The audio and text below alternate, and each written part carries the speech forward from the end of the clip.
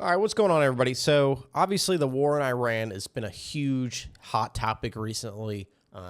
I don't know when it's going to end. I don't know what the results are going to be. It is going to be interesting to see how this is received in the midterms. It's going to be interesting to see how this impacts the Republicans and the Democrats going forward. And there's this article here from PBS regarding some polls that I'm not going to read through all of it, but there's a few things that I find interesting about this that I want to talk about. Hey guys, so I actually wanted to stop this video real quick because I wanted to show you something that could potentially change the content that you're about to see. So there's a couple things from AP here, basically about some Marines being deployed, some troops being deployed in the area, just for like credit's sake real quick. This one over here is by John Gambrill, Sam Mednick, Konstantin Taropin, and Sammy Magdi. This one over here says edited by Bridget Brown, David Cohen, Brian P. D. Hannon, Sylvia Wee, Michael Warren, Luana Rodriguez, Theo Villera, Nell Clark, and Peter Orsi. Sorry if I'm saying those names wrong, but the reason I'm bringing this stuff up is because this is a little more recent. I saw some of this stuff this morning, some of this stuff last night, and it might potentially, maybe not, change what you're about to see in the video. So, again, as I always say, more to look into, always do your own research, that kind of stuff. And another thing I want you to keep in mind is the article you're about to see was written 4 days ago, and this will be posted 4 days after it was written, so there may be some other content missing. So I just wanted to mention this for more context, and I hope you enjoy the rest of this. Thanks. So let's look at this headline real quick, and this is by Lindsay Sanders from the Associated Press. I wonder how they're affiliated with PBS. I don't know how that works, but anyway, the headline here, polls show what Americans think about the war in Iran. Now, before we get into this, I wanted to say that I really appreciate you guys watching these videos, really trying to build this channel up. I really want this to be a platform where we're doing thorough research, where we're going through different points, different perspectives, and analyzing things with a lot of critical thinking and thoroughness. I think one of the biggest problems we may be facing today is the sort of headline culture, right? It's really easy to look at headlines, that be your opinion. It's really easy to take your favorite content creator, your favorite news source, and just spit that out, right? Not do any critically thinking about it, none of that. So if you ever think I'm wrong about something, please tell me. I want this to be a community of growth, a community of learning, and a community of honesty and critical thinking. That is what we're going to be on the Curious Civilian channel, right? That's part of the reason, the Curious Civilian. I feel like I'm trying to learn about this stuff. I want to be a critical thinker, right? I'm curious. I want to grow both intellectually, politically, all that stuff. So come along with me and do that. Would love that. If you can, like, subscribe, comment.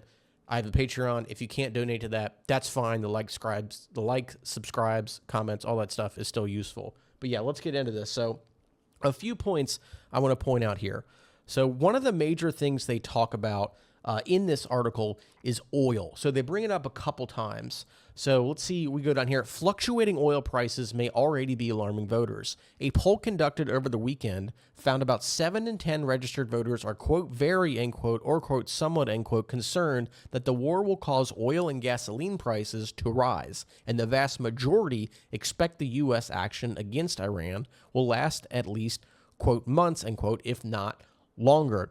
Now, I think this oil thing is interesting because there's a couple different dynamics here that I feel like may be colliding with each other, right? Because one thing that I think, I would guess at least, you're always going to be screwed as a president, a senator, whatever, by things that are directly affecting your constituents. So when oil prices go up, pretty much everyone has a car.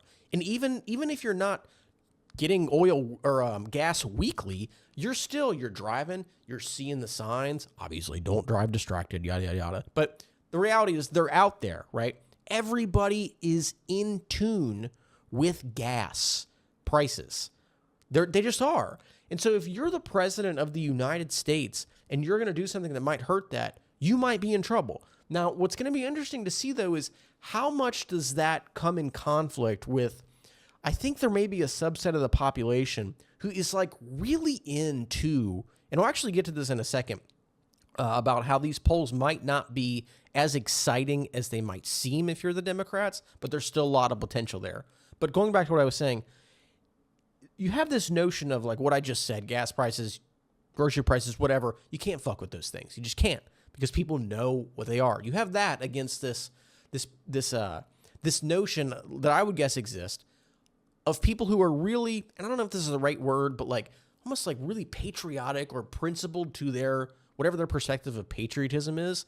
And I think if you have that sense of patriotism, that sense of like, we're fighting the bad guy, we're doing this because of we need to be the strong Americans. I think for some people that is going to be like, yeah, but who cares about the gas prices? Now, I'm not saying that that is necessarily even like what this poll represents, but it does. I do kind of wonder how this will end up. Which one will have more of an impact? Let me know what you guys think. If I had to guess, I would say the prices are going to affect, right? Because the polls line up with this, and that's just kind of where my instinct goes. But I'm not totally sold on it.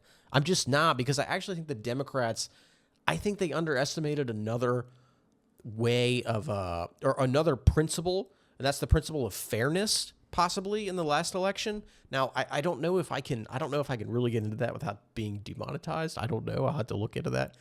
Maybe we'll do something on it later. Not sure. But let's keep going into this, because there's some other interesting things here. So we talked about the oil, but there's also this thing here about the troops on the ground. It is a high number about people, or involving people who do not want to see this. So we'll read this whole section here. So you can see this here. Concerns about deploying troops. Most voters are concerned about a possible expansion in the war scope. About 3/4 of voters oppose the idea of sending ground troops into Iran, according to the Quinnipiac poll that was conducted after the deaths of 6 U.S. service members were announced. The death of a 7th service member was reported Wednesday. So look, about 3/4 of voters oppose the idea of sending ground troops into Iran. People do not like this. They don't like it. The Trump administration has acknowledged the likelihood of American casualties and has not ruled out sending American soldiers to Iran. Defense Secretary Pete Hegseth said last week that it was, quote, foolishness, end quote, to expect U.S. officials to say publicly, quote, here's exactly how far we'll go, end quote. Only about 2 in 10 in the Quinnipiac poll supported sending troops to Iran. Even among Republican voters, the poll found more oppose than support sending ground troops, 52% to 37%. Now, this is kind of interesting, too, because in a little bit, it might sound like I'm betraying the notion of, does it impact you directly? Because as tragic as it is that, like, U.S. troops pass away, it still might seem contradictory to what I'm saying, because, like, most people don't have somebody in their family who pass away as a result of service. But I think in this country, there is, and there probably should be, I think this is a good thing. When you send troops to die, that's something none of us are dealing with. It's just, I mean, I say none, but you know what I mean. A lot of people, according to this poll, are not wanting to risk that.